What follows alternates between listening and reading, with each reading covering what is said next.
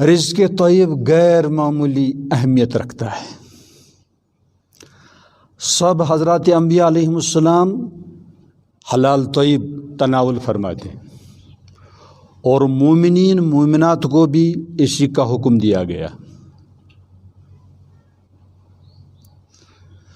کوئی پوری رات بیدار رہے، خدا نہ خواستہ حرام کا ایک لقمہ داخل ہو گیا تو اللہ کے یہاں اس کی کوئی قدر نہیں ہے۔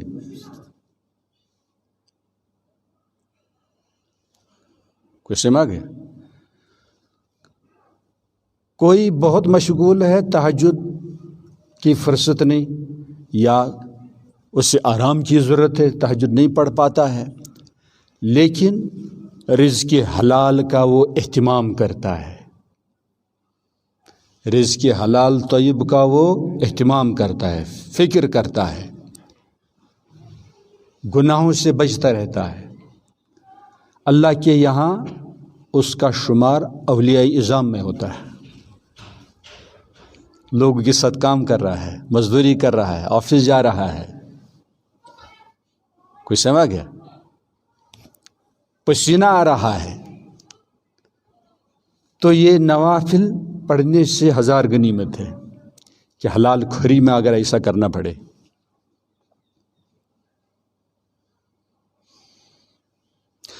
علماء سے سنا ہے، میں نے دیکھا نہیں ہے، کہ ایک مزدور کے ہاتھ پھٹے ہوئے تھے، نبی رحمت صلی اللہ علیہ وسلم نے ان کو چوم لیا، اس کے ہاتھوں کو بوسہ دیا۔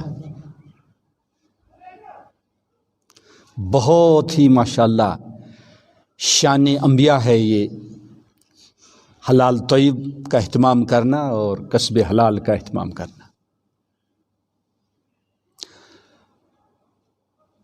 چند سال پہلے ہمارے ایک عالم عمرے پر گئے تھے، تو وہاں ملک شام کے ایک غالباً عالم بھی تھے وہ، لیکن بہت صلاح تقویٰ، تو انہوں نے سنا کہ ان کو بہت کشف ہوتا ہے، صاحب کرامت ہے، تو اس نے کہا میرے ذہن میں بھی کوئی بات آ گئی، تو انہوں نے اس کے بارے میں بولنا شروع کر دیا، کسی میں آ گیا۔ لیکن اس کے پیچھے ایک عجیب حقیقت ہے کہ وہ سب جو کچھ کھاتے ہیں پیتے ہیں نگرانی کے تحت، حلال طیب طریقے سے، گویا اپنی زمین ہے ان کو، لیکن حلال طریقے سے کماتے ہیں اور وہی حلال طیب اپنی فیملی میں کھاتے ہیں۔ تو اس کی برکت سے رب العالمین ہر ایک کو نوازتا ہے جو حلال خور ہو، سما گیا، چاہے پھر زیادہ ضربے نہ لگائے، زیادہ نوافل نہ پڑھے، تو اس کا دل بہت ہی مقرب بن جاتا ہے، حکمتیں اس کے دل پر نازل ہوتی ہیں، عجیب و غریب الہامات اس پر نازل ہوتے ہیں، لوگوں کے حالات اس پر منکشف ہو جاتے ہیں۔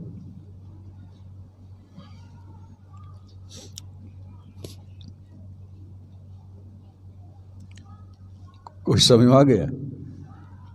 ایسے ایک بڑوں سے واقعہ سنا ہے کہ دو بھائی تھے صاحب کشف، تو کسی برے شخص نے کہا کہ بھائی ان کو حرام کھلاؤ، سب معاملہ خراب ہو جائے گا، تو حرام کھلایا گیا تو وہ سب بند ہو گیا۔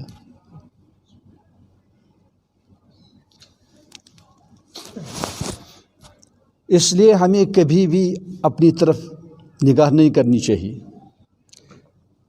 کیوں؟ آپ کو معلوم ہے آج کل کا جو ہم کھا رہے ہیں تقریباً 99% سمجھ لیجئے اچھا نہیں لگتا ہے، لیکن پھر بھی جو بالکل صاف طریقے سے حرام ہو اس سے پرہیز لازم ہے. کوئی سمجھ گیا؟ باقی بہت سی چیزیں شک آور ہیں.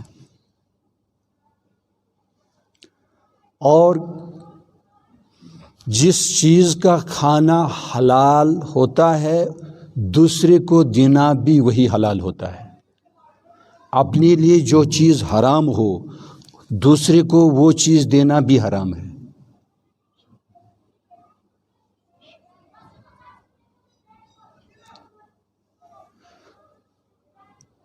آگے سے میں آج کل اس کا اہتمام سمجھ لیجئے عموماً اکثریت کے ساتھ امت نہیں کر رہی ہے، فکر نہیں کر رہی ہے. لیکن ہمیشہ اس بارے میں بہت ہی زیادہ فکر مند ہونے کی ضرورت ہے، اہتمام کرنے کی ضرورت ہے.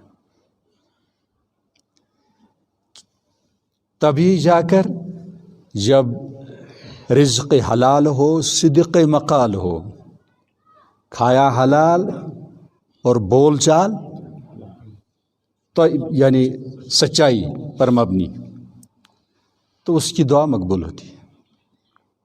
اللہ بچائے حرام کھانا پینا ہو، حرام لباس ہو، فانا یستجاب لہ، اس کی دعا کہاں قبول ہو سکتی ہے؟ تو وہ لوگ بہت بڑے خوش قسمت ہیں جو حلال خوری، حلال نوشی کا اہتمام کرتے ہیں. یہ ہر مسلمان پر ضروری ہے. حرام سے بچتے رہنا ہر ایک مسلمان کے لیے ضروری ہے. آگے سے میں اعمال حقیقتاً تبھی قبول ہوتے ہیں جب وہ حلال خور ہو.